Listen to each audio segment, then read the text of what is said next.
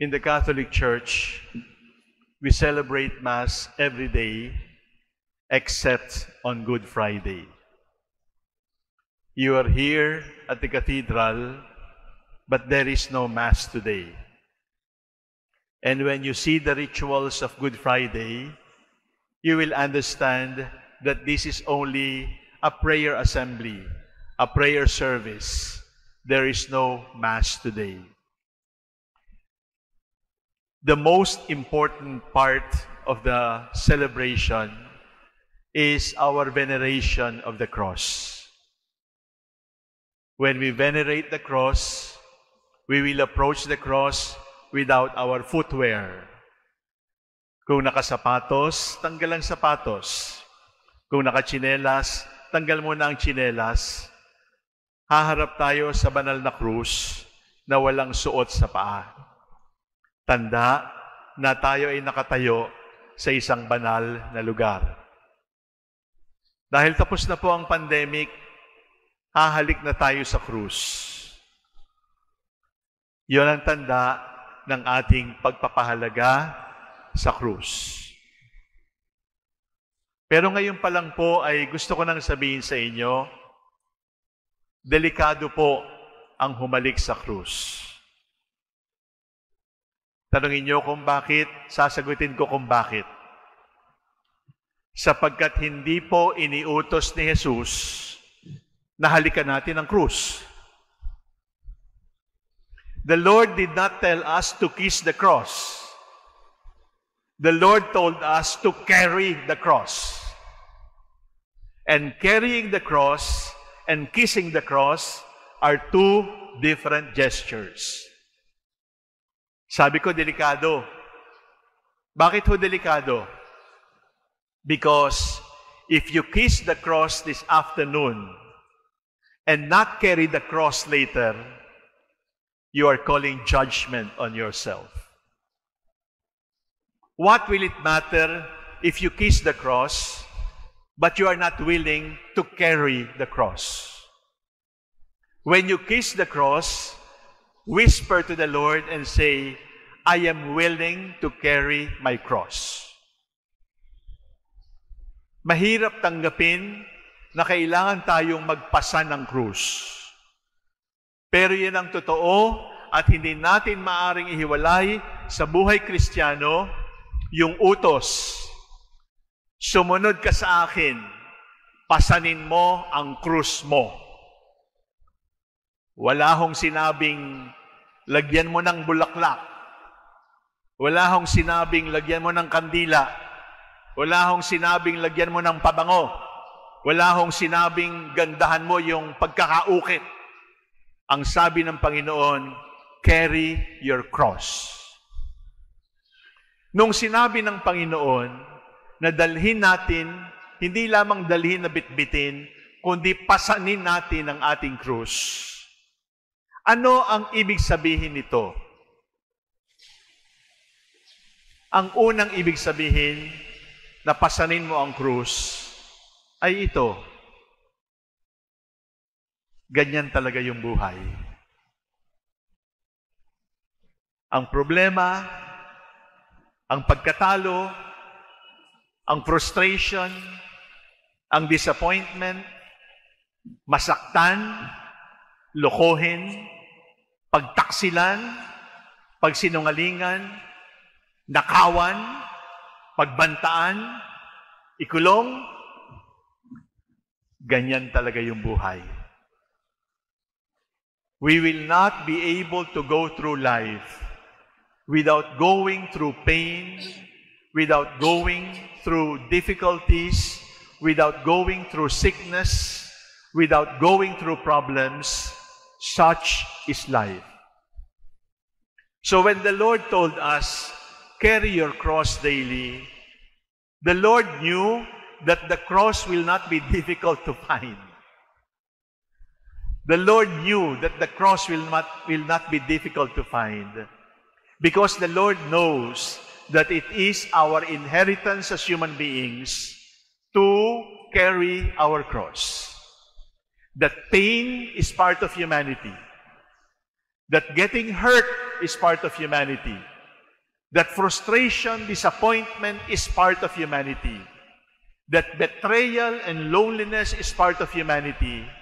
And for as long as we are here on earth, we will not be able to experience fullness of happiness, fullness of joy, because fullness and happiness and joy can only be found in heaven, face to face with God. Ang unang tandaan mo, kapag gusto mo nang magreklamo, bakit ang dami-dami kong problema? Hindi kita bibigyan ng solusyon, hindi kita bibigyan ng sagot, wala akong remeding ibibigay sa'yo, ang sasabihin ko lang sa'yo, ganyan talaga.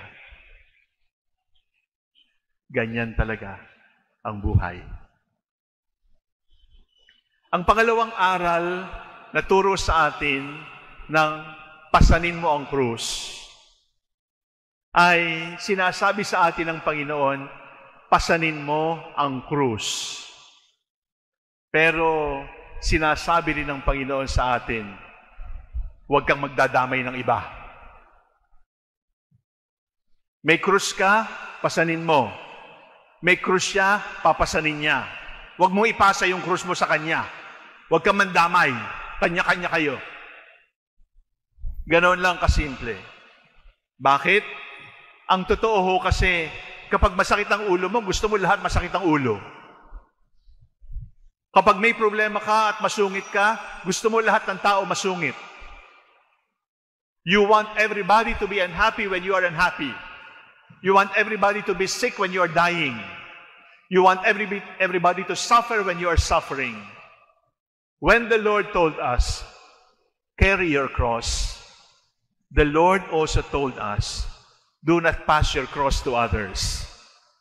Carry it courageously and bravely. Ang unang aral, talagang ganyan.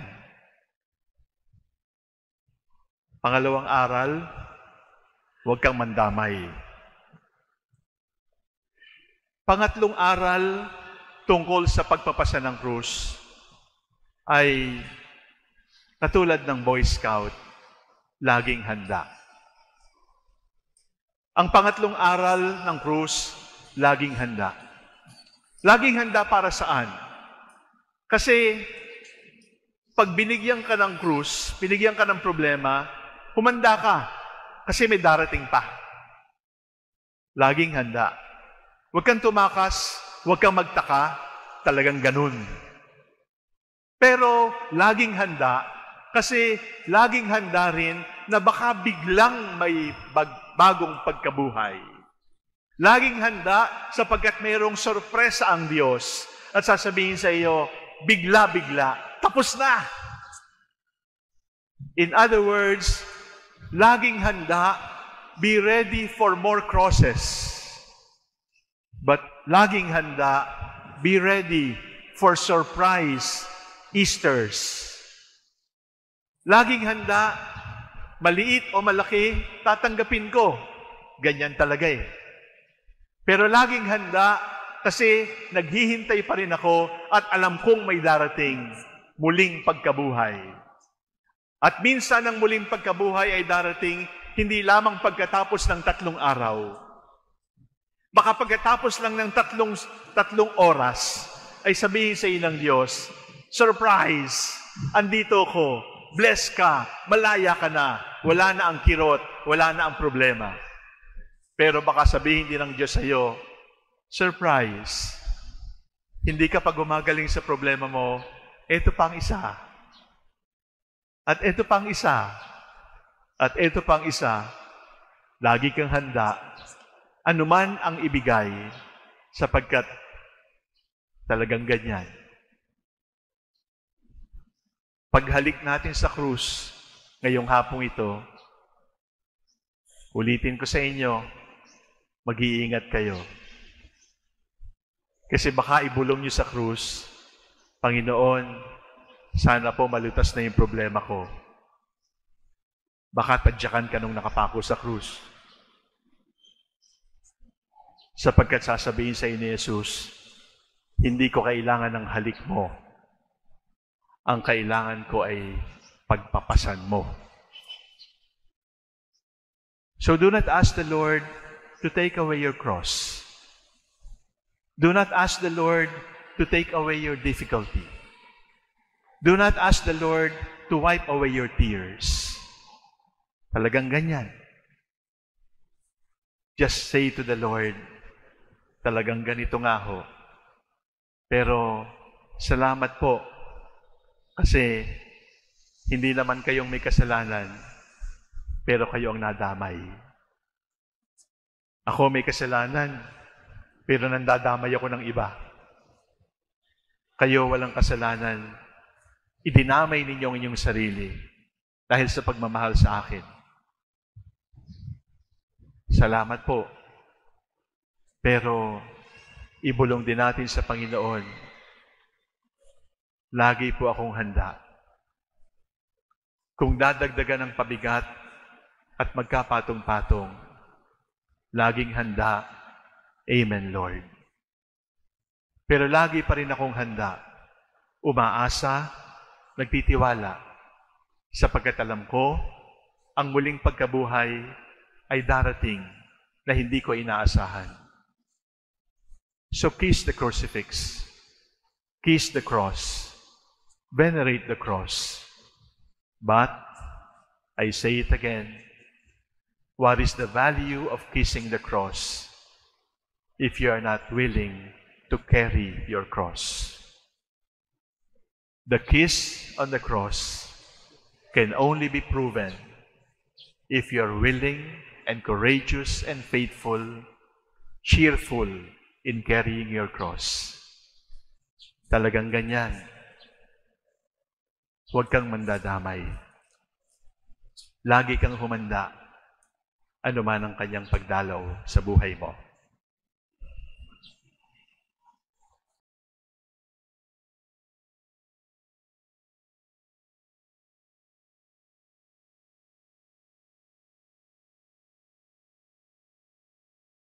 Jesus Christ, the Son of God, was born for you and me.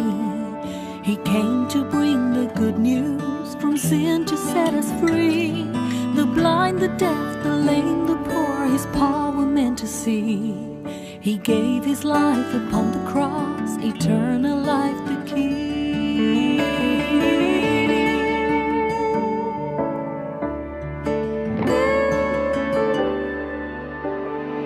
He broke bread and shed wine before His agony. We share the body and the blood in His memory.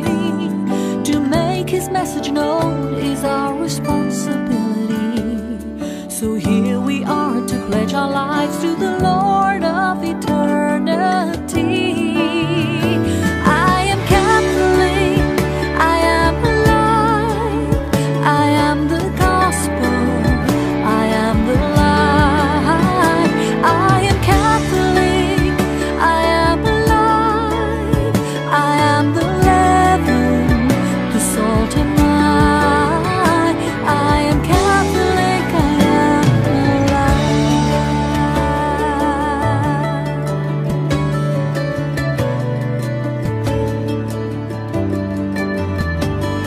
We carry Christ in our hearts, in what we do and say. We raise